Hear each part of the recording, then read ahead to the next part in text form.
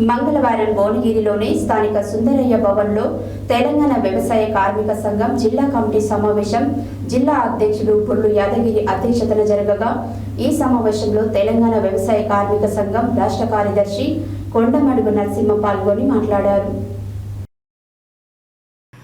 మంగళవారం భువనగిరిలోని స్థానిక సుందరయ్య భవన్లో తెలంగాణ వ్యవసాయ కార్మిక సంఘం జిల్లా కమిటీ సమావేశం జిల్లా అధ్యక్షులు బొల్లు యాదగిరి అధ్యక్షతన జరగగా ఈ సమావేశంలో తెలంగాణ వ్యవసాయ కార్మిక సంఘం రాష్ట్ర కార్యదర్శి కొండమడుగు నరసింహ పాల్గొని మాట్లాడుతూ దేశవ్యాప్తంగా 4 లేబర్ కోడ్లు అమలు చేయాలనే మోడీ ప్రభుత్వ విధానాలకు వ్యతిరేకంగా ఇప్పటికే కార్మిక సంఘాలు అఖిల భారత సమ్మెకు పిలుపునిచ్చాయని, ఈ సమ్మెకు అనుసంధానం చేస్తూ గ్రామీణ హర్తాకు అఖిల భారత వ్యవసాయ కార్మిక సంఘం పిలుపునిచ్చిందని తెలియజేశారు. కార్మిక కోడ్స్ అమలైతే గ్రామీణ పేదలు నయా బానిసలుగా దిగజారిపోతారని అన్నారు.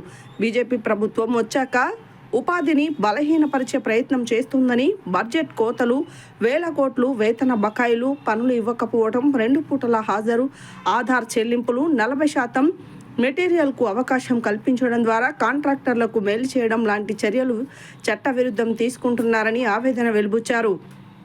ఈ సమావేశంలో రాష్ట్ర కమిటీ సభ్యులు జల్లెల పెంటయ్య, గంగాదేవి సైదులు, రాచకొండ రాములమ్మ, జిల్లా ఉపాధ్యక్షులు పల్లెర్ లంజయ్య, జిల్లా సహాయ కార్యదర్శులు గుంటోజీ శ్రీనివాసాచారి, కూకుట్ల చొక్కా కుమారి, జిల్లా కమిటీ సభ్యులు బోయ యాదయ్య, కొండాపురం యాదగిరి, చింతకాయల నరసింహ, మానే సాలయ్య, కొమ్ము అంజయ్య, బొమ్మకంటి లక్ష్మీనారాయణ, సిలివేరు ఎల్లయ్య, యాటా బాలరాజు తదితరులు పాల్గొన్నారు.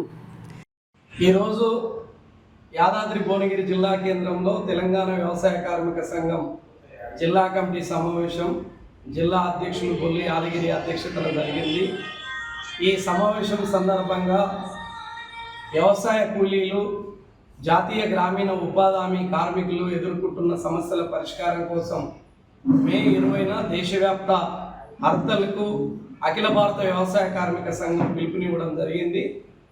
మే 20న గ్రామీణ సమ్మెను, గ్రామీణ నిరసనలను పెద్ద ఎత్తున వ్యవసాయ కూలీలు, ఉపాధి హామీ కార్మికులు పాల్గొని జయప్రదం చేయాలని పిలుపునిస్తా ఉన్నాం.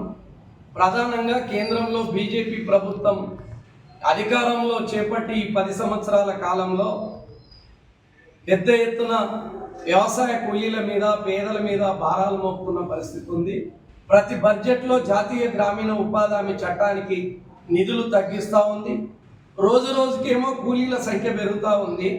కూలీల సంఖ్యను బట్టి నిధులు పెంచి పనులు కల్పించవలసిన బీజేపీ నిధులు తగ్గించి పనులు తగ్గిస్తున్న పరిస్థితి కూడా కొనసాగుతూ ఉంది. చాలా దారుణం ఏంటంటే కనీస కూలీ 800 ఇవ్వవలసి ఉంటే ఉపాధి హామీలో 310 రూపాయలు ప్రకటించింది కేంద్ర ప్రభుత్వం. మరి 310 తోటి ఏ కుటుంబం మనం పోషించుకోగలదా? 310 ఏమో కేంద్ర ప్రభుత్వం ప్రకటిస్తే కొలతల పేరుతోటి 200, 225, 250 రూపాయలు కూలీ పెరిగే పరిస్థితి లేదు, వచ్చే పరిస్థితి లేదు. అందుకని వ్యవసాయ కార్మిక సంఘం దేశవ్యాప్తంగా డిమాండ్ చేసేది ఏంటంటే కనీస కూలీ 800 రూపాయలు ఇవ్వాలి, ఉపాధి హామీలో 200 రోజుల పని దినాలు కల్పించాలని మేము డిమాండ్ చేస్తూ ఉన్నాం. అదేవిధంగా ఏదైతే ఉపాధి హామీలో కానీ జనరల్ కూలీకి పోయే సందర్భంలో అనేక మంది వ్యవసాయ కార్మికులు చనిపోతూ ఉన్నారు. ప్రమాద బీమా సౌకర్యం కూడా కల్పించాలని మేము డిమాండ్ చేస్తూ ఉన్నాం. ఉపాధి హామీలో అనేక రకాలైన సమస్యలు ఎదుర్కొంటూ ఉన్నారు. రాష్ట్ర ప్రభుత్వం కూడా ఈ ఉపాధి హామీ కేంద్ర ప్రభుత్వం అనుసరిస్తున్న విధానాలని రాష్ట్ర ప్రభుత్వం కూడా అనుసరిస్తున్న పరిస్థితి ఉంది. అందుకని ధరలేమో విపరీతంగా పెరుగుతూ ఉన్నాయి. ఈరోజు బీజేపీ నిన్ననే గ్యాస్ ధర 50 రూపాయలు పెంచిన పరిస్థితి ఉంది.